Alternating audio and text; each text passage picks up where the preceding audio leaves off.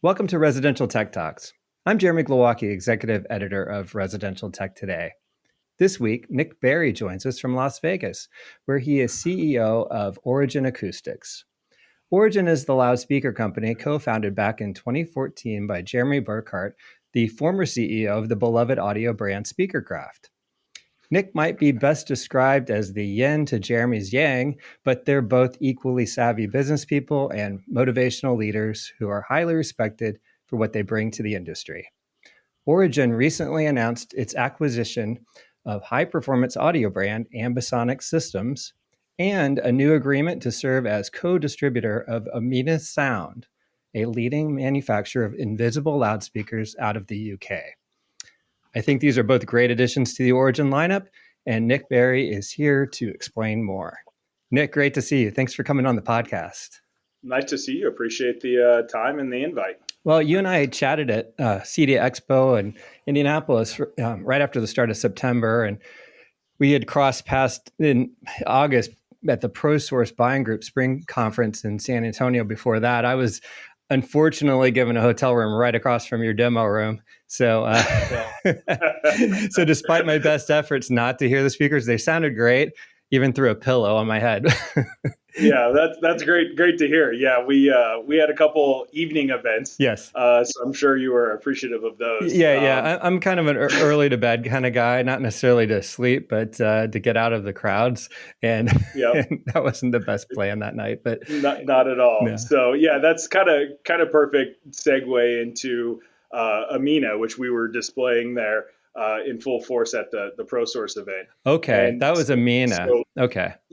Yep, that was Amina without any subwoofers playing, which was pretty awesome.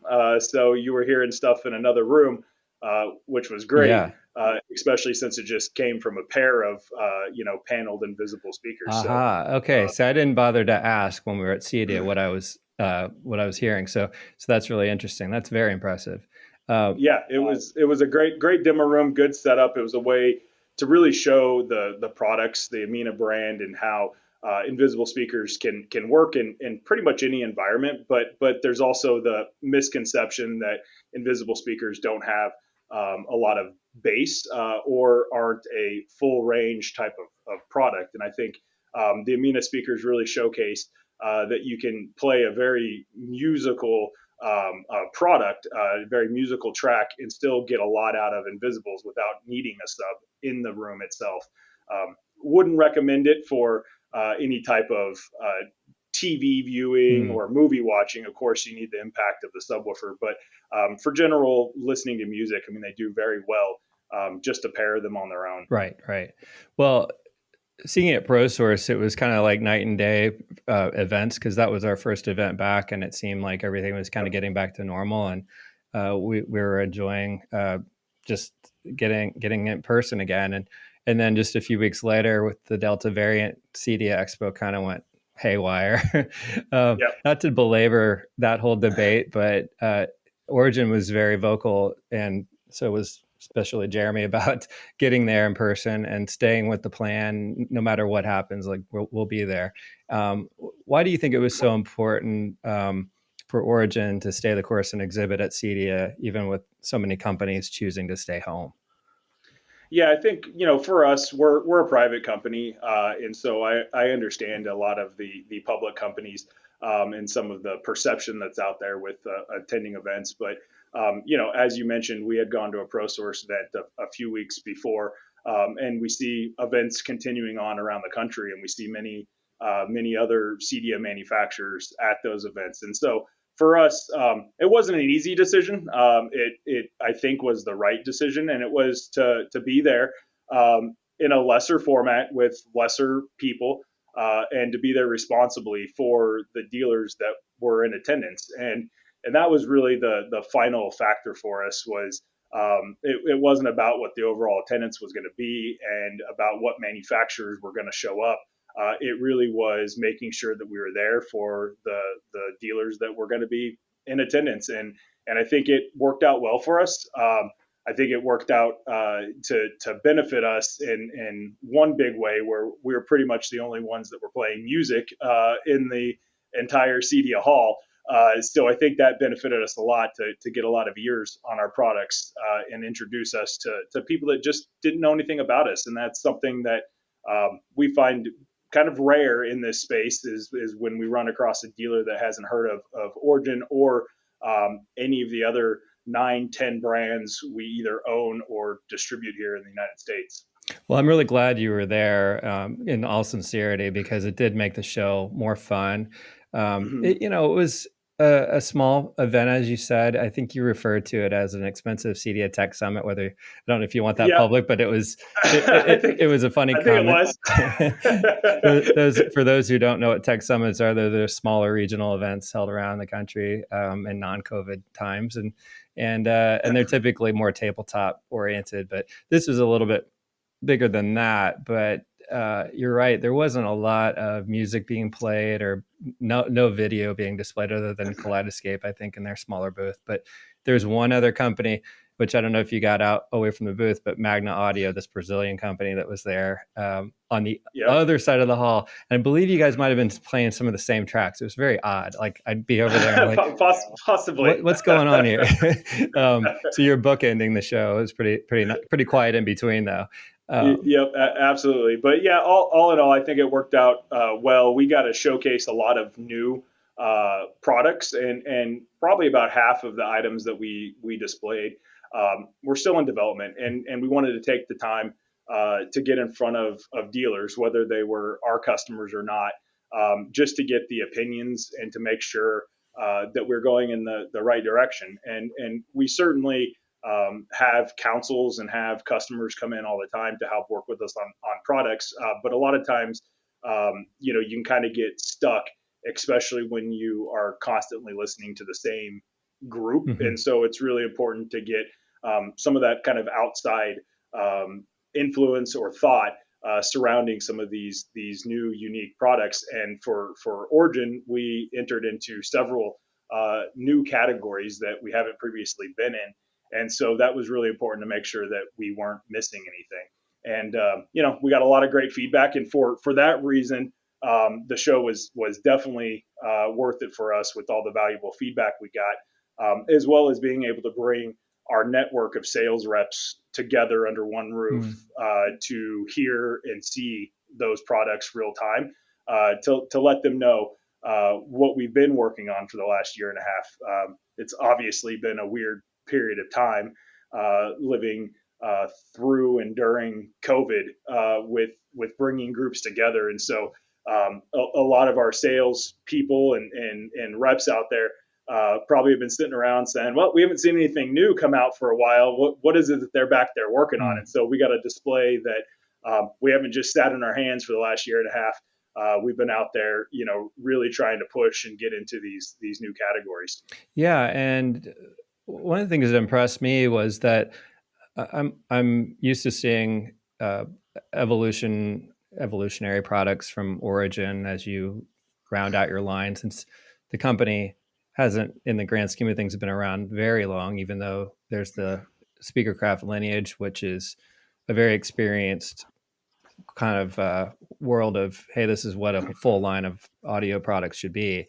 But as you start out, you can't put it all out there right out the gate. So you've added as you've gone. And then there's this conversation that we had at CEDIA where it's about acquisition and about distribution agreements, which kind of fast forward to certain categories maybe you couldn't do so quickly. So the one I really wanted to touch on, you mentioned the distribution deal, but the one which was the acquisition was Ambisonic Systems, and the fact that an industry pioneer, Jeffrey Combs, is involved with that company and founded that company.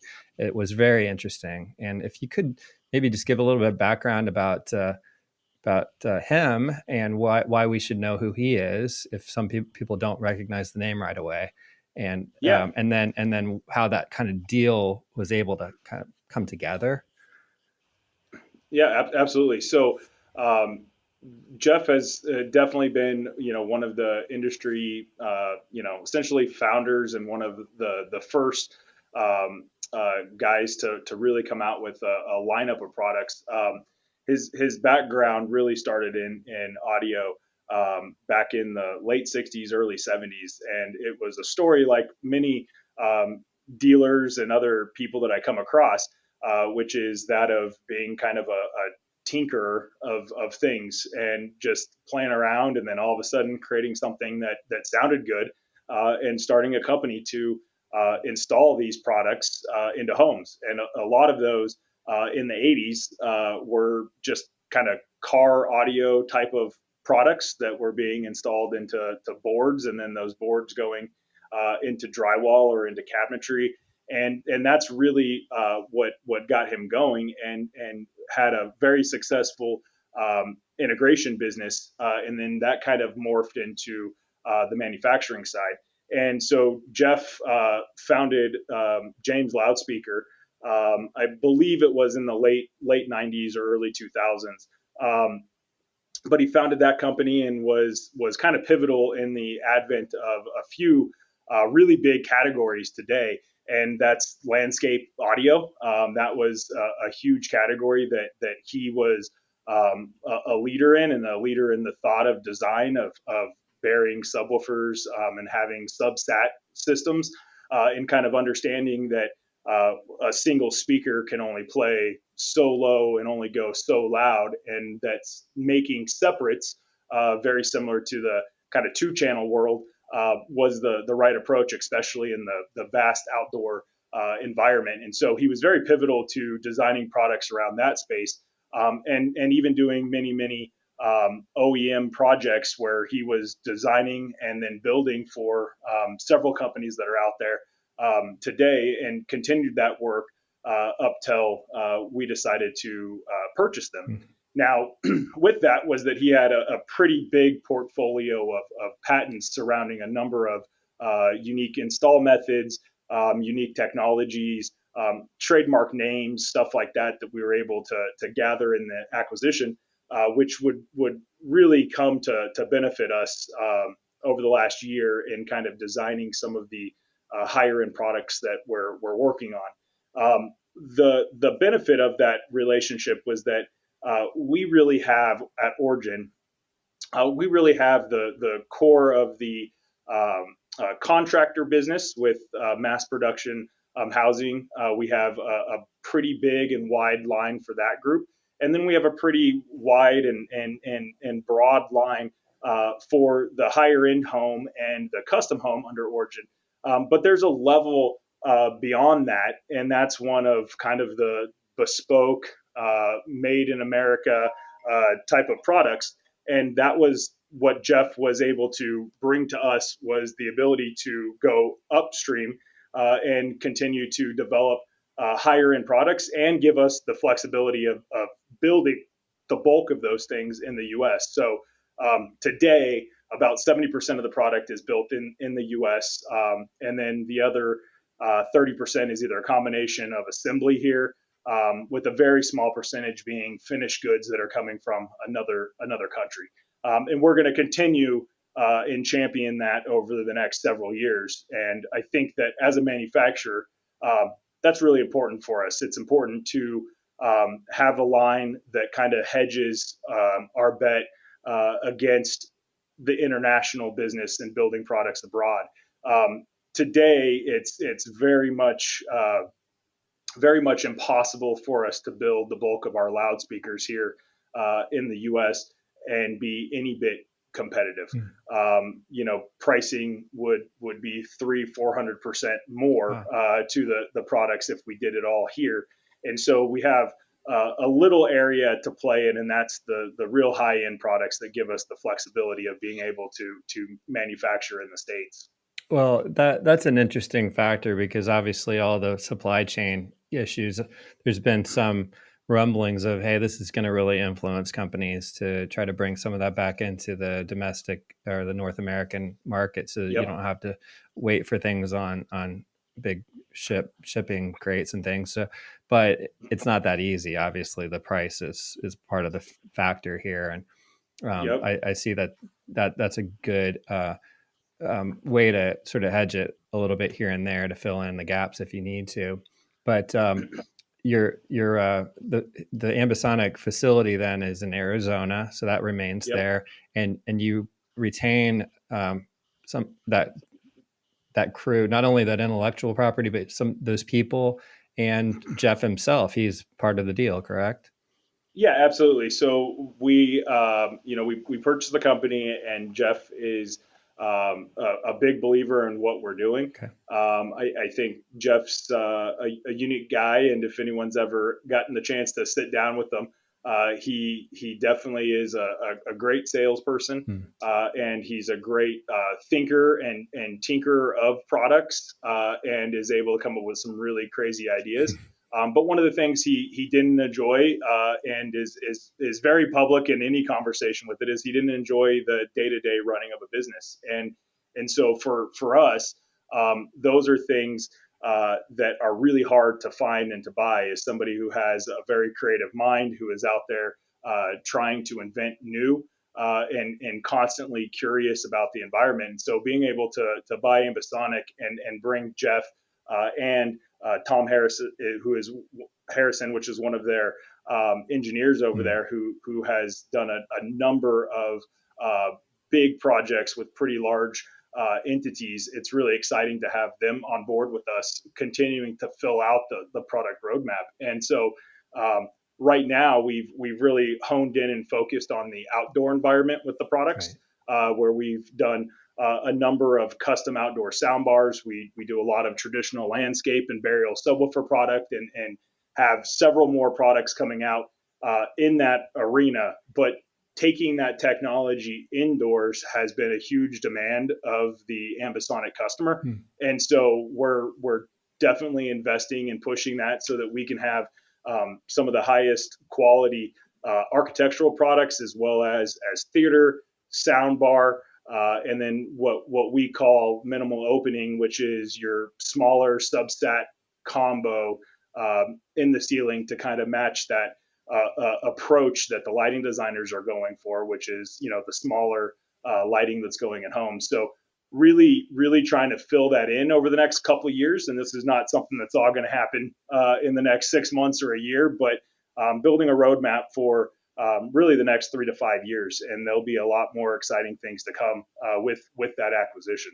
And you mentioned to me that the Ambisonic name stays as well, because there is such a loyal dealer base, I guess, for that. I would say end user, but probably more dealer base would be the fan of the product line. So why mess with that sort of organic fit and change everything to Origin? So you're going to have that within the Origin family, but still called Ambisonic. Yep, absolutely. And I think that's very similar to the way that a lot of our customers, the integrators, businesses are. They have high end customers, and they have a different group of products that they put into those homes. And then they have, I'm hanging a TV and using this type of mount, and maybe, putting this pair of speakers in, that is your entry level products. And so I think within the Origin Acoustics family, or one of the things that we say around here is the Origin ecosystem, is to have other brands within that ecosystem that are for niche categories, that Origin itself is not going to be able to invest to become the best in, which invisible speakers is one of those unique opportunities that is a niche category. But for us to have a product and have a lineup that fits all of the dealers' needs, and has something in every category they're asking, it would take us years. And that's something really, really difficult to do. We've been in business now 7 years. But for the first 5 years, every year felt like we were a startup. And so it's finally nice to have an awesome base of customers, and to be able to bring stuff that our customers want to buy from us because they're loyal Origin customers. And that's what we're going to continue to do, is continue to add to the ecosystem. And what's very important is finding brands that have the same like-mindedness of us, which is being serious about the CEDIA integrator, focusing solely on the CEDIA integrator, not picking a brand that is in retail or in Costco or selling on Amazon.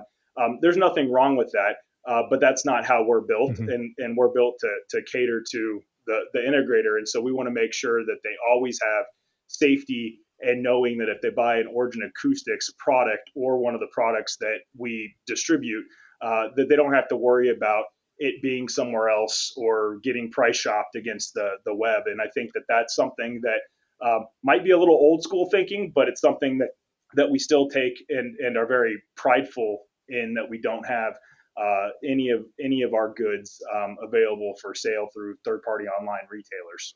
Well, and so the Amina Sound distribution agreement, can you provide a little bit of behind the scenes on how that came about? It seems like it's really helpful to have one of those invisible speaker lines within a audio company where you can Yep. just plaster it into the wall. You don't see it there. And how is it that this brand was available to distribute it? And I know you're not the only one doing it, so there's a Yeah, I co-partnership. can get into a little bit of the details here. So, essentially, like I was saying, we had a little bit of a hole there. Mm-hmm. When you start to get into a lot of the higher end projects, the integrator, even the developer of the home or the end customer, they would like to buy things from all one customer, buy those products from one company. Sorry, and so we found ourselves getting in on a lot of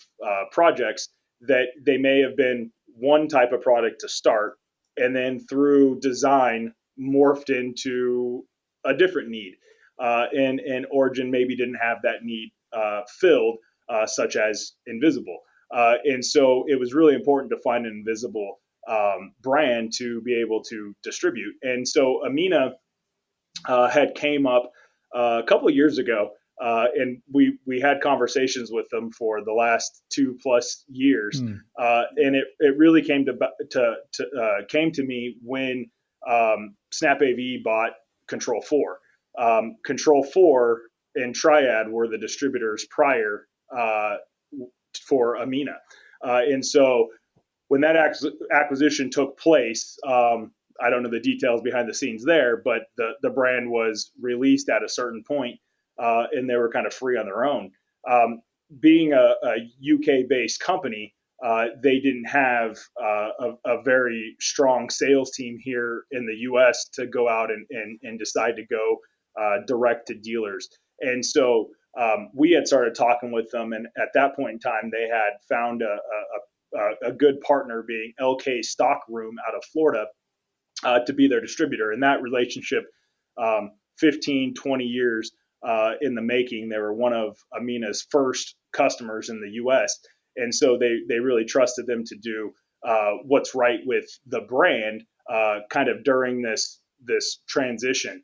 And so this allowed for us to have open dialogue and communications with Amina out of the UK and with LK in Florida to come up with an agreement that basically it's a three-way distribution agreement, and dealers can procure their products from LK or from any one of the LK representatives that's out there with Amina, or from Origin Acoustics, originacoustics.net, or any Origin Acoustics rep.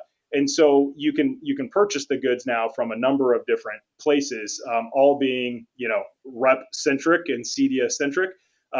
And at the end of the day, it's all one company, one agreement. So it doesn't matter if it gets purchased from Seth or LK in Florida, or if it's from us.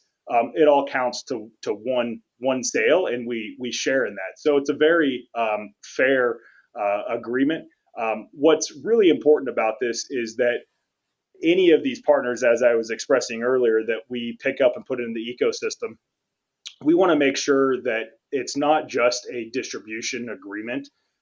It's a distribution agreement plus what makes us special is that we listen, and we listen to our customers, and our customers, when we get out there with Amina and we start talking about it and selling it, they're going to have unique ideas, different installation methods, and we're going to take that all in, and we expect that our partners listen to that information and develop and design unique products and unique, installation methods and such for our customers. If they don't do that, then it's not a good relationship for us. We're not just into pushing boxes. We want to make sure that everyone's on the same page, and that's one of the most important things as we continue to grow and continue to find partners, is that they have the same view as we do. Well, we'll continue our conversation with Nick Berry after the break. For those who invest in premium private cinema and demand the very best in picture and sound, Kaleidescape delivers the perfect cinema experience. Kaleidescape is the world's only ecosystem for downloading, storing, and playing lossless, reference-quality movies without buffering or compression artifacts.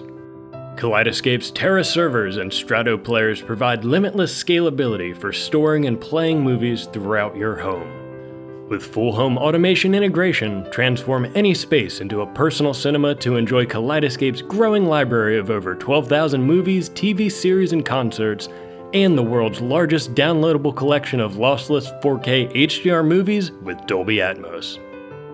Learn more at kaleidescape.com. Welcome back. I'm Residential Tech Today Executive Editor Jeremy Glowacki, and I'm talking with Nick Berry, CEO of Origin Acoustics. Nick, you and I are talking about all the products and technologies, but I kind of wanted to get to know your background a little bit. And one of the things that I think a lot of people know is your relationship to the co-founder of the company, Jeremy Burkhardt. I believe you guys are cousins. Yep, that's correct. He made a big deal about that when you first started working there, and I love the family connection. But all I know is Jeremy's been a great promoter of his company. He's a bit of a showman over the years, and then here's his cousin who seems to be sort of the behind the scenes, more cerebral, no offense to Jeremy, just more reserved type of personality, very much somebody I relate to. Enjoy talking to you at CD for that very fact. Did you guys actually grow up together? Yeah, we did. So, for a number of years in Jeremy's early upbringing, my family, my mom and my dad, raised him, and we were pretty close. And he babysat me when I was a kid, and which, looking back, was probably very dangerous. Not a great idea. But they trusted him enough to watch me from time to time, and we did grow up together. We kind of lost ways for maybe like 10 years, and that was probably the time period that he was most successful or up and coming at SpeakerCraft. Mm-hmm. So probably from between 96 to about 2004, we were in contact and we'd see each other at family events and such, but we didn't really spend a lot of time together. And I was here in Las Vegas, where we're headquartered, and I grew up out here. And I had finished up my undergrad degree, and I actually was in development. So I worked for a large developer here in Vegas while I was getting my undergrad. So it took me a very long time to get my undergrad. I think it was about 7 years, but I was gainfully employed as, at first, a new home orientation specialist. So the guy that does the walkthroughs and the punch list with the customers for new homes. And I probably did 1,500 new home orientations. So I got a really good understanding of learning people, learning how to speak to them, work with them, calm them down. There's nothing like a new homeowner walking into the house, and if a door handle was missing, it's like the entire project is going to fall down, right? There's no faith or trust. So I got a really good understanding of how to work with people. And then that kind of moved into project management for single family homes, as well as a couple high-rise projects here in Vegas. And then I continued my career in construction into becoming a general contractor and working on some pretty large-scale commercial and public works projects. So park remodels, you can remodel a park, apparently, big park remodels. we built the first LEED certified building in Vegas, which was actually in Henderson, and it was the Henderson North Community Police Station. So that was a really fun project with a lot of technology, and that's one of the things that in that commercial space, when you're dealing with the government or the county or the city, all of their communications and all of their scenes and programming all goes back to some central station somewhere, right? Whether it's the Henderson main campus, but all the police stations have to be connected. All of the other public works buildings have to be connected. And so I got kind of my first little piece of control information on a project like that. And that was very much driven by the air conditioning company who was doing the air conditioning control. And so that was kind of cool to kind of cut my teeth on a project like that. And then general contracting kind of dried up here in Vegas in 2008, 2009, along with the new home construction. So I had been hanging out with Jeremy for a number of years and reached out to him, and they were just launching with Magnolia in Best Buy the SpeakerCraft brand of products. And so I took that role, and it was just very quickly after, there was a marketing guy that had left. And so I stepped into marketing over there, and then there was a sales guy that left. And so I kind of took over the inside of the sales, which was, dealing with the reps, doing the weekly meetings with the reps and really kind of setting the groundwork or the framework of, sales and marketing at SpeakerCraft. While I was there, I went back and got my master's in business. So I got my master's while I was at SpeakerCraft. And then Jeremy and I both left about the same time. And then we were talking, and Jeremy was talking about starting another speaker company. And we actually had been at my dad's house, I think it was Thanksgiving of 2013. And he was saying that he was doing this and he was going to start it. And my response was just like everybody else's response. And that was, nobody needs another architectural speaker. Right. And so fast forward a year and he was ready to launch. I couldn't let him do it without me. So I jumped on board right at the beginning stages before our first CEDIA. We just were having a 7 SKU lineup and starting to put together cut sheets. And now fast forward to today, Origin has over 300 SKUs. Wow. We have 7 brands that we distribute, 2 other brands that are ours, some unique OEM relationships like with Crestron, building products for Crestron Home, building all of the architectural products. And one of the most successful that I don't think has really came across here in the U.S., but internationally has been a very strong success, has been our partnership with Bang & Olufsen. Right. And so we continue to this day to make Bang & Olufsen and Origin Acoustics architectural loudspeakers. So they're co-branded, and that relationship has gone really well and is really at the point of taking it to another level. And so that's really exciting for the coming years, is all of the stuff that we have going on. And I don't think any of us envisioned that we'd be in the position we are today. This started off as we just wanted to have something to do, and very quickly with the love and support of our customers has continued to morph into something unique and different. And we're continuing to grow it out and build it up, and very exciting times. Yeah, it is an impressive growth curve in a short amount of time, and a lot of that built-in loyalty, I think, with Jeremy, and the return to maybe some of that passion that was maybe missing for a little while when he was out of the industry. But you're like I said, you bring a whole different personality to it. So what is your working relationship like? I know you say you're on calls with him all the time, and you guys are kind of developing, playing off different ideas for things. And maybe once in a while you have to say, hey, I think we ought to not do the, rebrand Ambisonic as Origin. We need to keep that name, or whatever it may be. You guys have a really good ability to play off each other. What's that like? Yeah, I mean, realistically, I probably talk to him every day. Okay. And that's a full conversation, not just text messaging. We probably text a number of times throughout the day. But we have a business conversation every day, and sometimes it's very brief. It's just, hey, did we get that container? Right? It's as basic as that. To more detailed conversations about here's something you should look at. And so that's really kind of the relationship right now. Is I think we're past the mentor stage. I've been working directly with him for 12 years now. Mm-hmm. So I think we're past that mentor stage. And now it's more about, hey, I can call and talk to Nick, and I can bring something up. And if it is something that is valuable or good for the company, I trust that Nick knows that, and he'll take it to the next level. Yeah.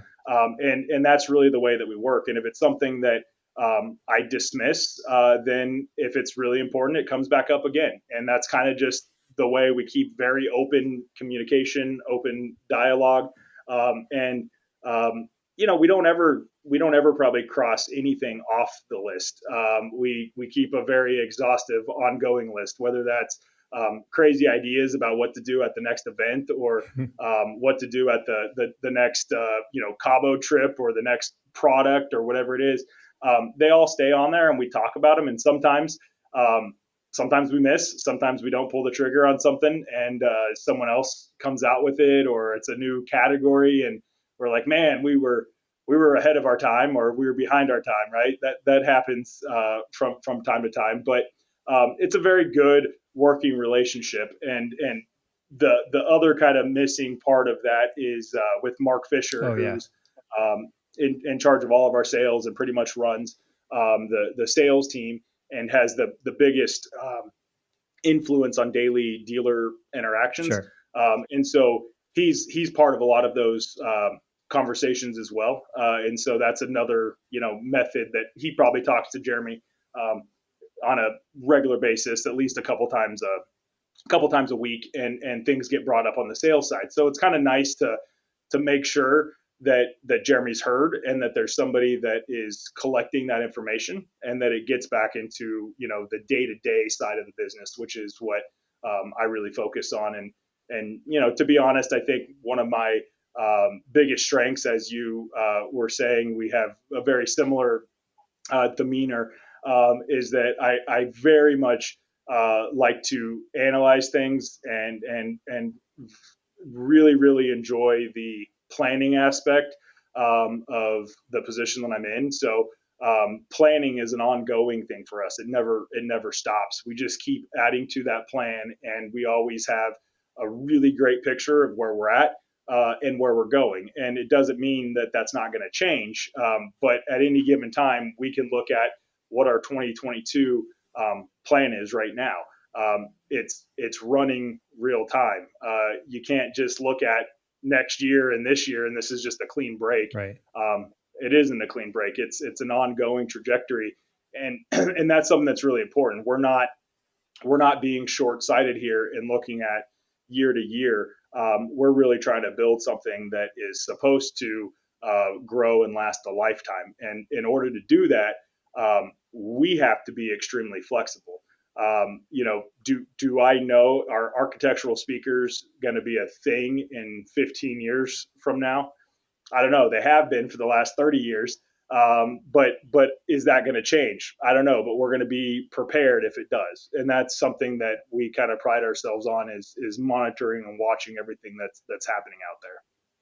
Well, Nick, I really appreciate all the insight and talking to you again, and learning about everything that's been going on with the company. It sounds like it's been a really busy time, and I look forward to seeing what you have in store for 2022. I can't believe we're already talking about that, but we're getting close. So it's getting close. Well, I appreciate it. And one thing we didn't get to discuss, but we just bought a new building, and we'll be building out a whole new showroom experience center here in Las Vegas. So we'll have to get you up here next year. Yeah, actually, I'm glad you mentioned that. I was going to ask you about the difference in location there, because Las Vegas is a relatively new headquarters, but I knew once you said it was a time for it was your home, and that's where you went to college. It made a lot of sense. So yeah, and I didn't really want to come back to Vegas. We had a lot of other options, but it turned out to be great because Vegas is growing. We got pro sports teams now; they're growing, and just the frequency of customers just stopping by because they're here for one thing or another is awesome. We were not getting that in Southern California, especially where we were located. There was nobody that was just passing through Riverside on their way to Disneyland. Right. Fair enough. So this works out a lot better, but thank you. I appreciate the time and thanks for the interview. Absolutely. Nick Berry is CEO of Origin Acoustics. Find out more about the company at originacoustics.com. That wraps up today's show. If you're new to Residential Tech Talks, please subscribe to the weekly podcast and consider rating and reviewing us on your favorite platform. Also, check out all the latest residential tech news at the magazine's website, restechtoday.com, where you can also subscribe to the bi-monthly print or digital magazine and to our Tuesday and Friday email newsletters. Until next time, please stay safe, stay inspired, and let us know if you have a great story to tell. Residential Tech Talk, lighting specialist, residential tech.